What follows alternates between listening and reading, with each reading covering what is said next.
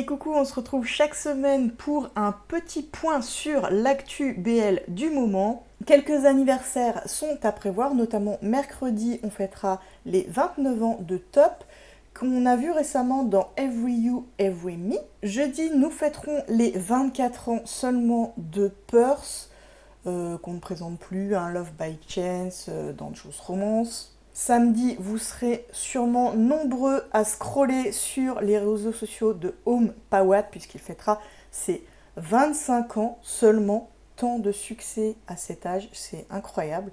Mais où sont mes 25 ans? Ce sera également l'anniversaire de Best Vitawin, alors qui lui est pas très connu, en tout cas sûrement beaucoup moins comme Pawat, mais qu'on a pu voir par exemple dans Checkout. J'aime beaucoup Best personnellement, donc bon anniversaire à lui. Concernant les débuts de série, on sera assez gâtés cette semaine puisqu'on en aura deux, à savoir Top Form sur WeTV qui commencera jeudi. Alors je sais pas du tout de quoi ça parle, je vous avoue. J'ai vraiment pas regardé dans la mesure où c'est du WeTV, donc même une fois la diffusion terminée, c'est quelque chose que je vais sûrement pas regarder tout de suite. Donc voilà. Et vendredi, un titre que j'attendais personnellement depuis très longtemps, parce que je suis très fan de Mark Paquin, alors même si je suis pas sûrement la plus grande, hein, j'en connais d'autres, mais je l'aime beaucoup et on le retrouve sur GMM TV, donc sur YouTube, dans Sweet House Good Dentist. Concernant les fins de série, on est bien lotis aussi cette semaine, hein. Des fois il n'y a rien, mais là il y a quand même pas mal de choses à voir. Donc jeudi, on aura la fin de Secret Relationship sur Gaga Olala, un BL coréen que je verrai à mon prochain abonnement. Vendredi se finira l'événement Porsche Arm Wedding. Alors l'événement, disons les coulisses du mariage de Porsche et Arm.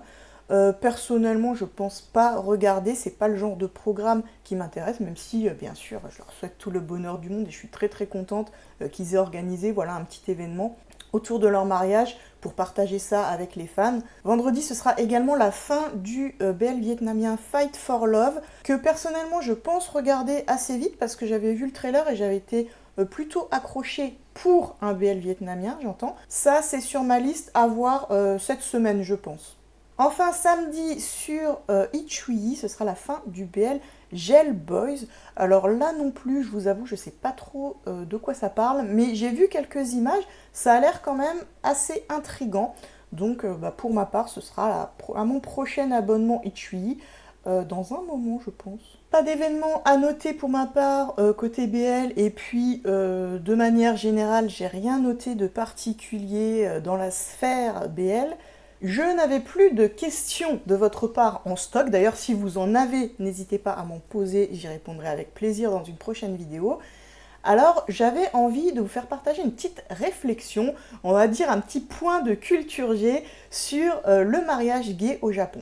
Parce que j'ai remarqué dans certains BL récemment, certains BL japonais, qu'on évoquait de plus en plus la notion de mariage, à savoir que les personnages se disent on va se marier, veux-tu m'épouser, etc. Et j'avais envie de faire le point avec vous sur mes humbles connaissances. Je ne suis pas du tout une spécialiste, mais j'avais envie de parler un peu de ce sujet-là, puisque depuis très récemment, le mariage gay est autorisé en Thaïlande. C'est vrai qu'on s'imagine très bien que ça puisse avoir une répercussion sur d'autres pays asiatiques, notamment peut-être le Japon dans un futur plus ou moins proche. Parce que pour l'instant, le mariage gay au Japon n'est pas autorisé. Ceci dit, il y a quand même des mesures qui sont prises en place pour avoir une certaine reconnaissance des couples de même sexe. Notamment, il existe une sorte de partenariat civil qui est mis en place, mais c'est vraiment au niveau local, c'est au niveau des agglomérations, si j'ai bien compris.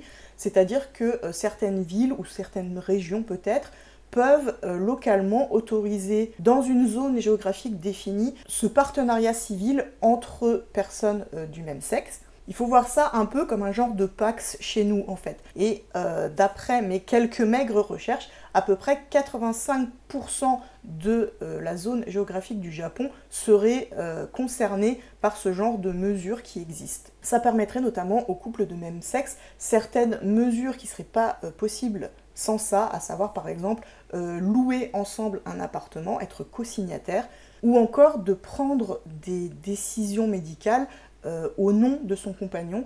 Et ça, alors certes, c'est des petites choses au quotidien, mais ça peut avoir vraiment beaucoup d'importance. C'est une vraie reconnaissance du partenaire, du compagnon dans la vie de l'autre. Et puis, il y a une deuxième mesure au Japon qui est usitée depuis très très longtemps pour les couples homosexuels notamment, afin de pouvoir légalement former une famille aux yeux de la loi. En fait, c'est un détournement du système d'adoption. C'est-à-dire qu'il est possible au Japon pour un adulte d'adopter un autre adulte. Ainsi, un partenaire peut adopter son conjoint afin qu'il puisse créer aux yeux de la loi une cellule familiale, ce qui permet notamment qu'il devienne en fait un foyer fiscal et ce qui rend aussi légal aux yeux de la loi entre eux la succession notamment, que ce soit au niveau du patrimoine, au niveau des biens, mais aussi par exemple au niveau des entreprises. C'est-à-dire que si l'un des partenaires venait à décéder, l'autre étant son légataire, eh bien les biens vont lui revenir automatiquement sans avoir des galères entre guillemets de succession familiale, des choses comme ça. Et ça, c'est une chose dont personnellement j'ai jamais entendu parler dans les BL, mais par contre c'est très souvent évoqué dans les yaoi. On parle très souvent dans les yaoi d'adoption entre partenaires. Et voilà, c'est un petit point particulier au Japon que j'avais envie d'aborder avec vous aujourd'hui, un peu de culture générale japonaise en quelque sorte. N'hésitez pas à me dire s'il y a d'autres sujets comme ça qui vous intéressent, alors que ce soit sur n'importe quel pays, mais voilà, mettre en lumière un petit point législatif, une petite particularité du pays dans des prochaines vidéos, tout simplement pour essayer d'apprendre de nouvelles choses ensemble, toujours autour du BL. Et sur ces belles paroles, je vous quitte, je vous souhaite une excellente semaine. Je vous dis à très très bientôt dans une prochaine vidéo 100% BL. Ciao ciao.